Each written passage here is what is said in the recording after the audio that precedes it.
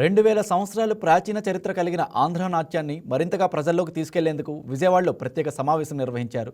రేపు జరగబోయే ఆంధ్ర నాట్యం కార్యక్రమానికి అందరూ హాజరు కావాలని వ్యవస్థాపకులు కోరారు.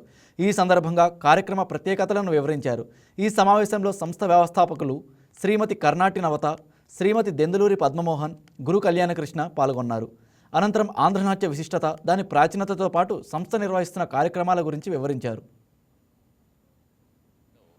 శ్రీ నటరాజ రామకృష్ణ ఆర్ట్స్ అకాడమీ అనే సంస్థను విజయవాడలో స్థాపించి ఇప్పటికి దగ్గరగా 38 సంవత్సరాల నుంచి ఆంధ్రనాట్య అభివృద్ధికై కృషి చేస్తున్నాను. అయితే మా సోదర సంస్థ అయినటువంటి స్వరనర్తన శ్రీమతి దెందులూరి పద్మగారు, కర్ణాటి నవత గారు చేస్తున్న కార్యక్రమాలు ఆంధ్రనాట్యాన్ని అభివృద్ధికి ఎంతో వారు కృషి చేస్తున్నారు. వారు ప్రతి సంవత్సరం కూడా ఆంధ్రనాట్యంలో పోటీలు నిర్వహించి హైదరాబాద్లో నిర్వహిస్తూ చేస్తుంటారు. అయితే ఈ సంవత్సరం మేము అడిగాము, ఆంధ్రదేశం నుంచి మనం అక్కడికి వరకు వెళ్తున్నాం కదా, ఇక్కడ పోటీలు నిర్వహించండి అని అన్నాం. అందుకని వారు ఏం చేశారంటే డిసెంబర్ 13న విజయవాడలో పోటీలు నిర్వహించడం జరిగింది. వారి ఆధ్వర్యంలో జరిగిన ఆ పోటీ విజేతలకు రేపు ప్రదర్శన చేయబోతున్నారు.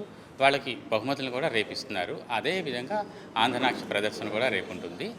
అలాగే మేమేం చేస్తున్నామంటే నటరాజ రామకృష్ణ గారి జయంతి దినమున సందర్భంగా మార్చి 22 తెలుగు రాష్ట్రాలు రెండూ కలిపి, ఆంధ్ర తెలంగాణ కలిపి 500 మంది విద్యార్థుల చేత బృందనాట్యం, ఆంధ్రనాట్యం ప్రదర్శన మేరీ స్టెల్లా ఇండోర్ స్టేడియంలో ప్రదర్శన ఏర్పాటు చేశామండి.